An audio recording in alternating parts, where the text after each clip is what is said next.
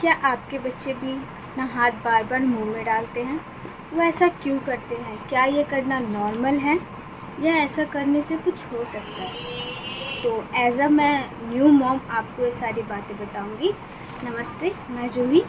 मैं आज आपको बच्चे ऐसा क्यों करते हैं, बार बार अपना हाथ मुंह में क्यों लेते हैं, इसके बारे में कुछ बताऊंगी। एज अ न्यू मॉम मेरा भी 3 महीने का बच्चा है, वो भी ऐसी हरकतें करता है जिसकी वजह से मैं भी परेशान थी। तो इस चीज़ के लिए मैं डॉक्टर के पास गई, उनसे मैंने सलाह ली कि वो ऐसा क्यों करता है। उन्होंने मुझे कुछ मुख्य 5 कारण बताए, जो कारण मैं आपके साथ शेयर करने वाली हूँ। तो इसे माउथिंग कहा जाता है। ये सब बच्चे नहीं करते हैं, कुछ बच्चे करते हैं, कुछ बच्चे नहीं करते हैं। तो इसमें कोई टेंशन की बात नहीं है कि मेरा पहला बच्चा तो ऐसा नहीं करता था और दूसरा बच्चा ऐसा कर रहा है, तो ये कोई समस्या तो नहीं है। तो ऐसे कोई टेंशन की बात नहीं है, ये नॉर्मल है। ज़रूरी नहीं कि सब बच्चे करें, कुछ बच्चे करते हैं, कुछ नहीं भी करते हैं, और सबका अलग अलग है। ये 6 महीने तक रहता है, मोस्टली 2 महीने से लेकर 6 महीने तक ये आदत रहती है। बाकी उसके बाद ऐसा कोई वो नहीं है, 6 महीने तक ये चीज़ रहती है। तो आइए हम जानते हैं कि इसके क्या कारण हैं। हम इसे जानते हैं कि इसके क्या कारण है। तो इसका पहला कारण है एक्सपोजर, या इसे सेंसरी डेवलपमेंट कहते हैं। सेंसरी का मतलब कोई भी चीज़ को छूना, उसे महसूस करना कि वो कैसा है। जैसे मान लीजिए ये पेपर है, मैं इसको छू रही हूँ, उसको महसूस कर रही हूँ। वैसे बच्चे इसको छूते हैं, महसूस करते हैं कि ये कैसा है, ये थिक है या सॉफ्ट है, ये कैसा है। वो इस चीज़ को अपने माउथ में डाल के ही पहचान पाते हैं। आगे चल कर उनको खाना खाना है, इससे उनकी आँख और हाथ, इसका भी डेवलपमेंट होता है। वो कोई भी चीज़ को ग्रिप करते हैं, पकड़ते हैं और उसे अपने मुंह में डालते हैं, जिससे कि उनको पता चलता है कि ये चीज़ कैसी है।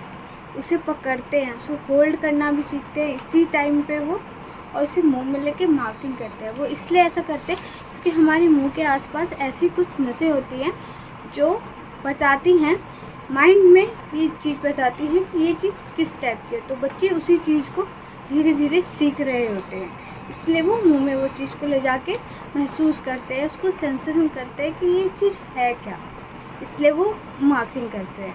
और आगे चल के उनको खाना खाना है तो कोई भी चीज़ उन्हें मुंह में ही डालना है। बच्चों की स्टार्टिंग ही मुंह से ही होगी। कोई भी चीज़ मुंह में डालेंगे, उसे पहचानेंगे, महसूस करेंगे कि वो थिक है, सॉफ्ट है, इस चीज़ के लिए वो ऐसा करेंगे। और सेकंड, वो उनकी स्पीच की डेवलपमेंट भी हो रही होती है। कोई भी चीज़ बोलना चाहते हैं, वो अपने भाव आपको बताना चाहते हैं, अपने भाव प्रकट करने हैं उनको, इस चीज़ के लिए भी वो मुंह में हाथ डालते हैं, और इससे उनको रिलैक्स भी फील होता है। कई बार आपने देखा होगा कि बच्चे मुंह में हाथ डालते डालते सो जाते हैं। वो अपनी कामनेस के लिए भी इसका यूज़ कर सकते हैं। वो अपने मुंह हाथ में डाल के सक करते हैं और धीरे धीरे सक करते हो, अदरवाइज उनको नींद आ जाती है तो वो उनको रिलैक्स महसूस करवाता है। और सेकंड, बच्चों को भूख भी लगी हुई होती है तो भी वो ऐसा करते हैं, वो जोर जोर से सक करते हैं, तो इसका मतलब उन्हें भूख भी लगी है, ऐसा भी हो सकता है।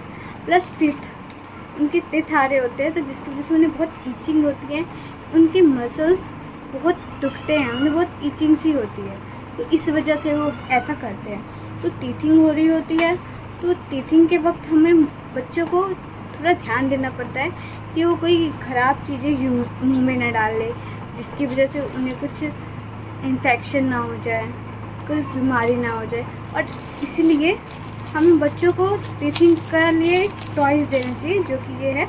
ये मैंने अपने बेबी के लिए मंगवाया था, पर अभी उसको ये यूज़ में नहीं आना, क्योंकि अभी फ़िलहाल वो अपना नेचुरली अपना हाथ सक करने की कोशिश करता है, क्योंकि अब उसकी टीथिंग नहीं, अभी उसकी स्पीकिंग डेवलपमेंट हो रही है, क्योंकि वो अभी 3 महीने का है। जब वो 4 महीने का हो जाएगा तब वो उसके यूज़ आएगा। ये नीम की लकड़ियाँ होती हैं, नीम की लकड़ियों से इस तरह इसको डिज़ाइन किया जाता है कि बच्चे से अच्छे से इसको ग्रिप कर सके, पकड़ सके और सक कर सके। इस पर अपने दांत वगैरह मसूड़े उनके आ रहे तो दर्द होता है, उसे दबा सके। साथ ही आप उन्हें कॉटन की चीज़ भी दे सकते हैं। कॉटन के कपड़े को ठंडा करके भी उसे देंगे, तो ठंडा करके भी देंगे तो वो भी उनको बहुत राहत देगा।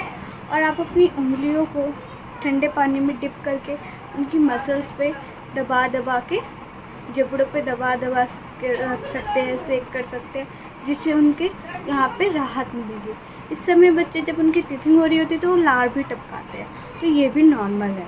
वो उस समय अपना मुंह ज़्यादातर खुला रखते हैं, जिसकी वजह से सलाइवा उनके बाहर आता है, तो ये भी नॉर्मल है।